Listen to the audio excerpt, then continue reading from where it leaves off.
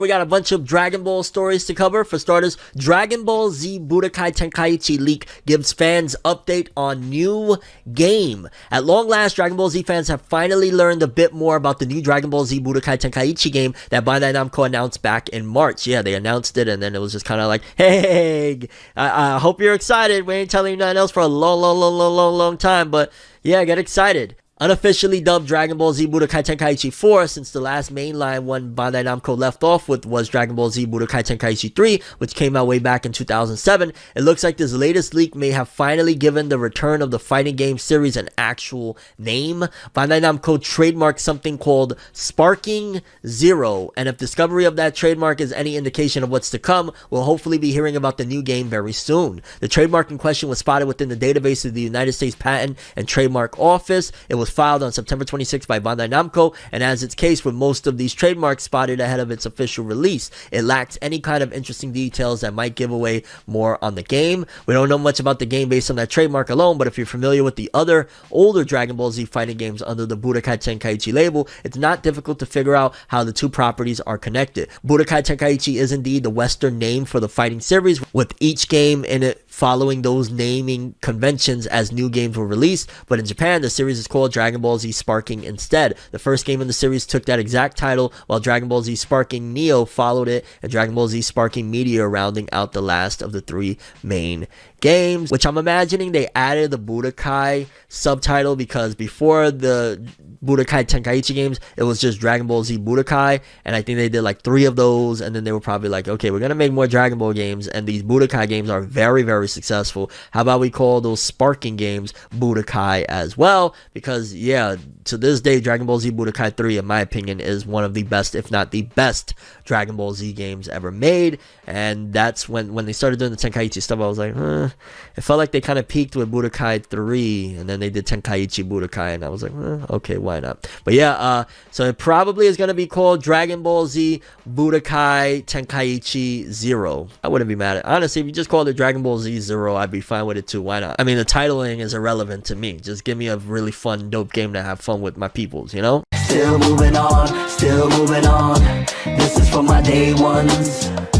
This is for my day ones. Come on, hit that subscribe button and that bell so you get notified whenever we drop updates on all the latest and greatest news in the world of anime manga. Moving forward, Dragon Ball JoJo's Bizarre Adventure creators ink tributes to Fist of the Northstar in case you missed it on FORNEVERNEWS, which if you missed it, you should hit that subscribe button and that bell so you always get notified on what we're covering over here in these parts. But it's been announced that Fist of the Northstar is getting a readaptation, a reboot of the classic anime, which it's long overdue. I love Fist of the Northstar from what I've seen, and you know, just what it represents as one of the pillars of making shonen anime and shonen manga what it is today. But that art and animation from the original anime definitely has become a little bit dated to the point where it's like, okay, it's time for that readaptation, and it seems like it's finally happening. And again, to celebrate, we got some creators coming out to, you know, support. It is hard to believe, but Fist of the Northstar is turning 40. The hit series has been around for 4 decades at this point, and a number of popular manga titles look to it for inspiration. Right now, Fist of the Northstar is ready to celebrate its anniversary over in Japan, and some major artists have revealed their own tributes for the event. From Dragon Ball to JoJo's Bizarre Adventure, creators from Shonen Jump's history have teamed up to honor Fist of the Northstar. And let's see here. Again, we got one from Hirohiko Araki, New Art of Kenshiro by Hirohiko Araki. And I'll be honest with you, that looks kind of like, I don't know if that's Joseph or Jotaro, but super ultra mega flamboyant. And I get it, that's the JoJo's Bizarre Adventure look or whatnot, but yeah, Kenshiro never posed like that. I don't know what you're doing, Araki. You be bugging out a little too much, homie. You be on that zesty, sussy, sus stuff. You know what I'm saying? Like, cool beans, but I think we're gonna move on, fam, because then we got Akira Toriyama's, and Akira Toriyama's, it looks really dope. It's cool to see the man, you know, the man, the myth, the legend in his 70s or 80s still kicking and still doing some really awesome stuff, although he loves the chibi. I don't know if you've ever noticed, he always puts these chibi designs, even when he's doing character designs for like Dragon Ball Super or whatnot. He rarely does regular looks. Everything is usually like these chibi SD looks, and he did the same thing for the Kenshiro, but it looks really dope. Like, he put a lot of detail in it to celebrate, and I'm sure it's because, yo, he remembers, you know, Fist of the Northstar was his predecessor, so to be able to honor it, I'm sure is a big deal for him. And we also got from the likes of of a few other creators. We got one from Oda that looks fantastic. We got one from Yoshihiro Tagashi as well. Like, there's a few pieces and whatnot, but definitely of the bunch for whatever reason. Well, I really like the Oda one. The Oda one, it kind of looks like a young Garp, and I really like the Toriyama one. I like both of those the most. As for other tributes, the creators of Detective Conan and Inuyasha put together artwork for the anniversary event, where sure more sketches are to come. Yeah, they're going to celebrate. It's Fist of the North Star at the end of the day. And again, kudos to all these creators coming out and showing out to celebrate. In other Dragon Ball related news, we got Dragon Ball Xenoverse 2 getting big free updates soon, as well as more DLC in 2024. Dragon Ball Xenoverse 2 proves resilient once again, with developer Dimps and publisher Bandai Namco announcing this week plans to release even more content for the game in 2024. And I'm going to give you guys my updated opinion on Xenoverse 2 here in a bit. That includes unnamed DLC with playable characters yet to be revealed, but the Xenoverse 2 community won't have to wait until next year to see more added to the game.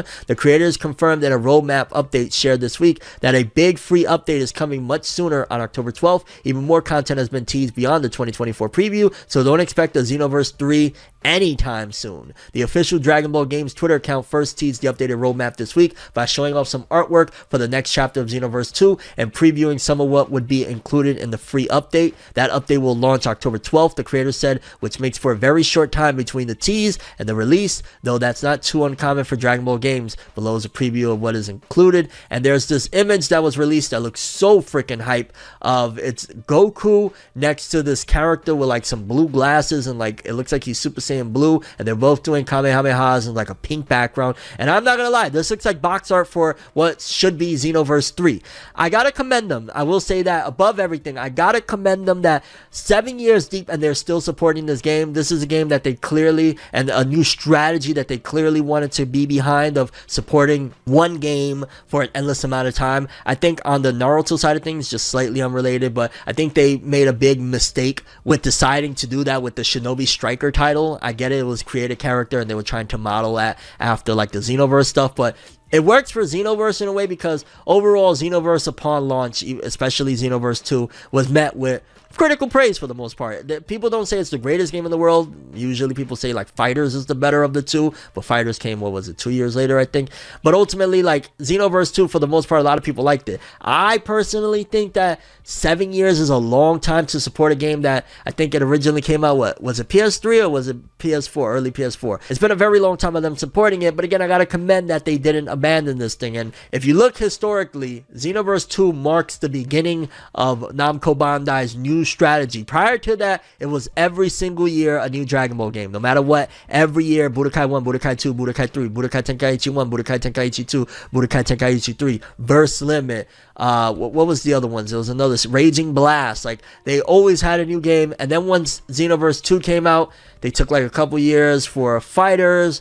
They took a couple years for Kakarot. They've been doing like a couple years, but still supporting this game with DLC. This game is pretty much like the Dragon Ball Heroes. You know that Dragon Ball Heroes anime that is like a promotional anime, short episodes, doesn't make sense, has all the fan service in the world. That's pretty much what they're turning Xenoverse 2 into. A part of me would have loved for a Xenoverse 3 by now with like updated PS5 graphics and gameplay and all that jazz, but it is what it is. I may jump back in at some given point just because the amount of DLC and fun that seemingly is being had there is cool. And I play video games to have fun. I play video games to enjoy and have a good time. So maybe it'd be fun to jump back in, but I ain't gonna lie, 7 years on one game, that's pretty crazy. I feel like with the Naruto side of things, again, I know I'm bringing up Naruto and a Dragon Ball story, but they should have, and moving forward in the future, they should do this approach if they're gonna keep doing it for a game for like the Storm franchise, because it's like the Storm, you know, Naruto Storm games are way better than Shinobi Strikers by a billion. So yeah,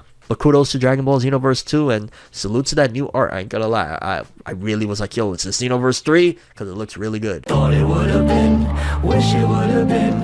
Acting like I'm fine is getting harder to pretend. I said, thought you would have been, wish you would have been. Maybe I was wrong, it was me all along.